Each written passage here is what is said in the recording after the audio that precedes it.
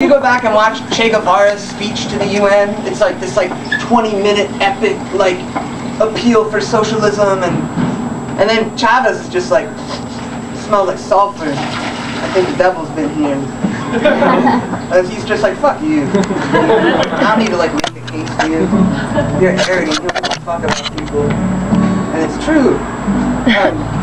That's why George Bush went and moved into a little gated neighborhood in Texas that just started to allow people of color into it in the mid-90s. That's where George Bush now lives. Swell, right? That's where he stands. But anyways, I like to sing a song after that last one because it's about the people who happen to run the world, and most of them are not only men, but they're men who haven't dealt with their emotional shit, and it's really clear in how they interact with every other living thing around them that's not in their 1/100th of a percentile economically or whatever. It's a rewritten Woody Guthrie song. Mark wrote all the funny parts and I named all the dictators. That's pretty much that's how the song works. Pretty much.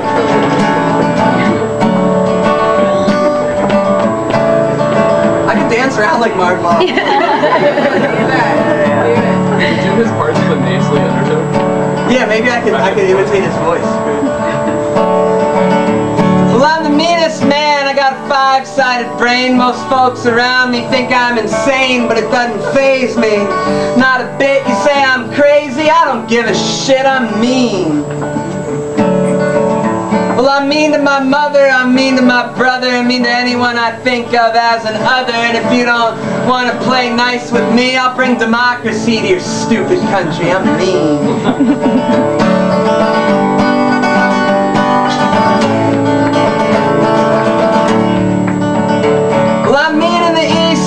In the West, free market meanness is what I like best. I go around putting lots of folks in debt, and then I screw them over with interest. The econ people call those structural adjustment programs.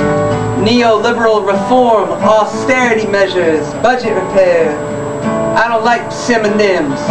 I just call it mean. By the way, we invoke the voice of George W. Bush in this song. Not because Obama's policies are different, because they're not, but because Bush just had a way of speaking. And it's not about his fake Texas accent, because he's from Connecticut.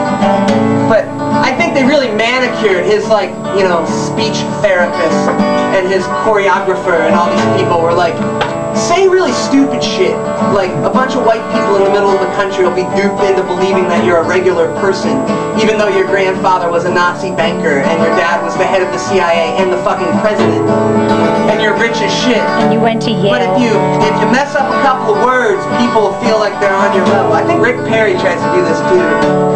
Doesn't Rick Perry look like somebody created a website, generate a politician website, and then make 3D printed Rick Perry? You really are mean. That's what I think. Anyways, I'll tell you another story in a minute about another thing. Where were we? Well, I go around overthrowing governments in the bad way, not in the good way. With the army or economics for fruit and gold and gasoline. I funded many a mean machine. Folks like Suharto, Augusto Pinochet, Manuel Noriega, Nodin Diem, Saddam Hussein, Marcos Garcia, the Contras, Shavaram Mushar, Duvalier, Mubarak, Maliki, Benazir, Karzai, and many others. And there are many others.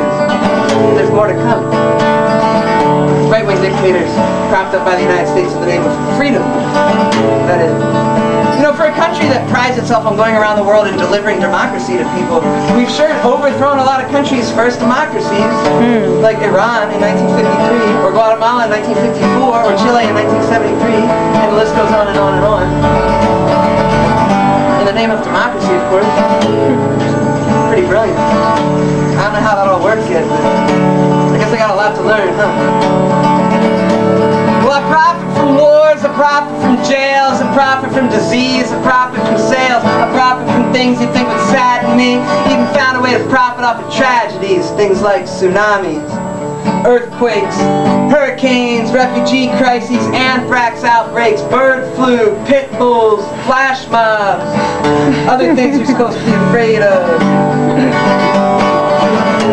like Osama. You know how, anybody know how Osama bin Laden made it to this world? Because I found out recently. God told me, actually. And I had a visitation from George Bush and God. But I learned, and I didn't quite understand it all until I was in Florida, and a kid at one of my shows helped me out. But I understood that Osama bin Laden is actually the child of Jimmy Carter and Ronald Reagan. And I was trying to figure out, first of all, like how they fucked in order to reproduce, and which one had the kid. I figured that Ronald Reagan probably had the kid. But then somebody in the crowd was like, it was an immaculate conception. I was like, that's too good of a story, you know. Unfortunately, the true story of Osama bin Laden's parents are that they are, well, I won't tell you which one's true. These are both stories, one of them is but that bin Laden's parents are Saudi billionaire right-wingers that work with George Bush Sr. at a company called the Carlyle Group. And the Carlyle Group happens to own this company in New York called Point Lookout Capital Finance or something like that. And that company happens to own a factory in Pennsylvania called Combined Systems International. Anybody know what they do there? Combined systems? They do combine things in little canisters. It's called tear gas. And guess who they sell it to? The military and the police of Greece, Egypt, Tunisia, Yemen, Bahrain, Qatar, Pittsburgh, Oakland. Interesting that that all ties back to that Carlyle. Anyways, one of those is false, one's true. I got a lot of other folks that roll with me, like the Saudis and South Korea, Israel, Australia, and Pakistan, and my 51st state, England, and sometimes Haiti too. You know, depending on how recently I've kidnapped their president, of course, which I did in 2004. You might remember.